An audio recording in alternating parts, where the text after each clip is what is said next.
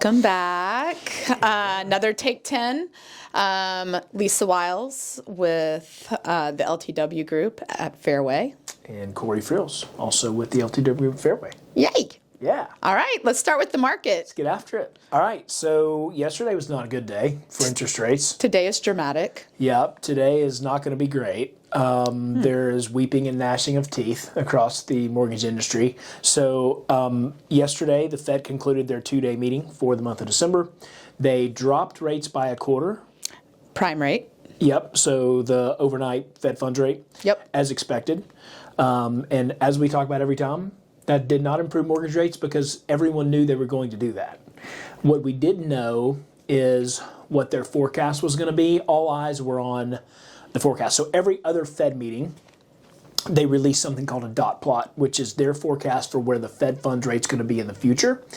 And so this one came out and it didn't look so hot. So the Fed has basically shifted their attention from jobs to inflation, and inflation has been really stubborn and hasn't made the progress they wanted it to make.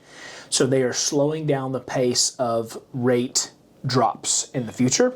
Yep. And we don't even, if we have rates, we just got them because they come out about 11:30. Oh, we got them. Oh, we got them. It's dirty. Is it dirty? I haven't priced a loan yet, but it ain't good. I know that mortgage bonds are at the level they were in like mid-July. We haven't seen this level since mid-July. It was about a 1 point shift where you were pricing with 0 points yesterday, now costs 1 point. Right. So like that's a pretty big a quarter jump. or 3/8 in rate. 3/8. So like if you were at 6.375, you're at 6.875 today. That's good math. Wait, that's half. That's not right. Shoot. 6.65. I don't know. Anyway. Doesn't matter. It's not good. But hey, look. It is what it is. And so that leads well into recapping. Well, what did we do yesterday? Yesterday, we did a planning session, planning with a purpose. And it is not your boring old business planning because that's the worst. Yeah, like nobody no one loves likes that. So we went through being more intentional, putting yourself first, and planning your life and things that you can be proud of that fill your cup in order to translate into business. And think about like some of it is micro adventures. I'm not going to go through the whole thing right now. Misogi, all those things, or you putting yourself out there to do these different things, to join these different groups, you will meet new people that have similar interests as you, and you will get business from putting yourself out there with these new groups, these new people. So it does translate ultimately into business when you do put yourself first. That's right. I think it's ultimately about your own personal growth and development as a human. As a human. Right? And like good humans attract good humans attract business. The universe will provide. Right? So you right. work on yourself, you take care of the things that are most important to you, and you're operating as your best self, and then your business is going to do really well. So reach out to us. We'd love to recap what we talked about with you. But man, what a great day. I mean, we went from noon to 5, which if you've ever thrown an event like that, you know that's all day. It doesn't start at noon and end at 5. That was an all-day thing. Threw it together in 2 weeks. Thank you to Steve Jacobson at Fairway, for our CEO, for paying for it and making a big donation to Make-A-Wish. Getting us motivated. He said it had to be done before the end of the year. Yeah, so we pulled that thing off in 2 weeks. 2 weeks. Unbelievable. So big shout out to Shelby and Becca on our team for and what a this thing huge together. Group of people that showed up for this as well, and they had some great takeaways. I think so we I'm had excited 90 for them. RSVP'd, and I bet we had 70 show up. Actually show up. Yeah. Which is a really good percentage. Yeah. And it was popping. Did some headshots and all sorts of things. Yeah. So it was, filled our cup it was, to get to hang out with our people and plan for the year. And I can't wait to see what you guys come up with. And I love it. Because what's not a plan is waiting on interest rates to go down. That's right. And that brings me, so I had a meeting this morning, and we had a really good conversation around that. So I want to share with you guys, this is good information for you going into the new year. You probably all have a group of buyers out there that are telling you, I'm just going to wait for the rates to drop. Any moment now, the rates are going to drop. As soon as the rates drop, I'm going to do this. The need is still there. They still need that extra bedroom, or they still need to get rid of this house and get a smaller one, or whatever. That need is there. It's time for you guys to tap into rediscovering with that client what that need is, and then let them down gently. The rates are probably not coming back down. Fannie Mae did a prediction for 2025. And here's their prediction for mortgage rates. There's 5 predictions that they made. The mortgage rate prediction, rates will stay above 6% with inflation and job market stability preventing significant rate cuts, just like what Corey mentioned.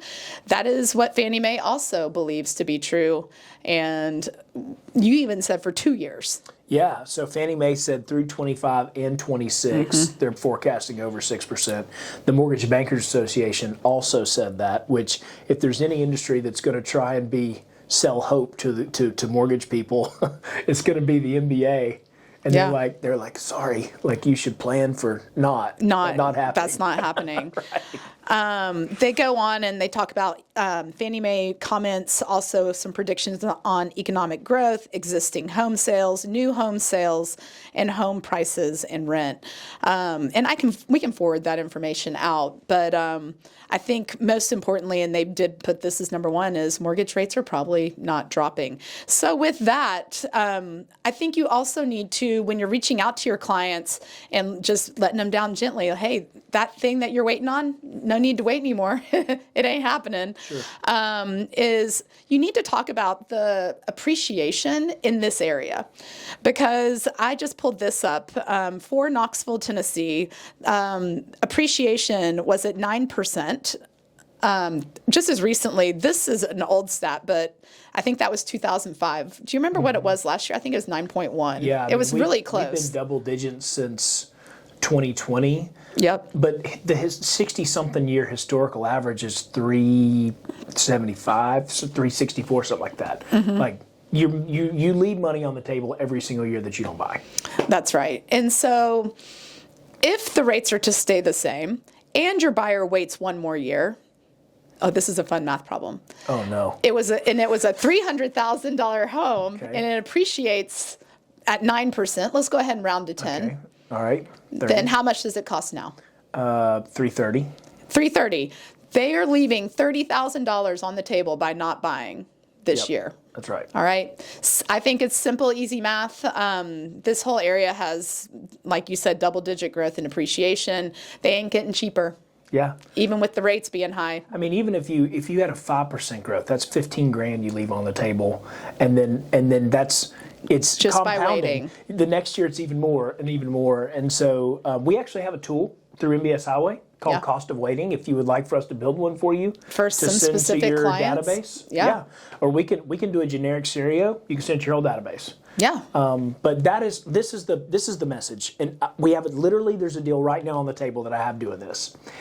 There are ways to move houses and get lower rates today. Like we've been here before. This is not new to us. Yeah. So I got a deal right now where, because of the way we're going to structure it with a seller credit as opposed to a price drop, we're going to get a rate that starts with a 5 on a 30-year fixed. Yeah. We can still do it. We just have to be creative in how we make the offer, and the buyer has to pick the right house.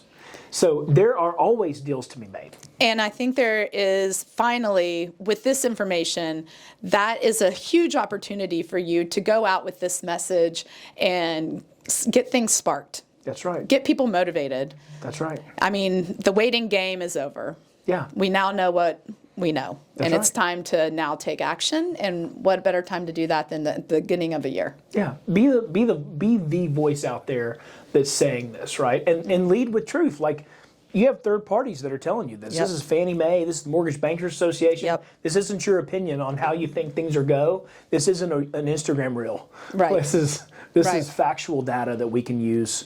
And let's go. You know what? Like, let's don't do the winter slowdown this year. Yeah. Let's go. Let's bring it. Yeah. We're going to keep you under 10 minutes today. Crushing it. We're crushing it. Do we work on the weekends? We do. And at night. What is the email? After hours Sorry. at theltwgroup.com. After Oh my hours gosh. at theltwgroup.com. 8 to 8, 8 days a week. 8 to 8. 8 Yeah. days a week. And we appreciate you guys. All right. Till next time. Later.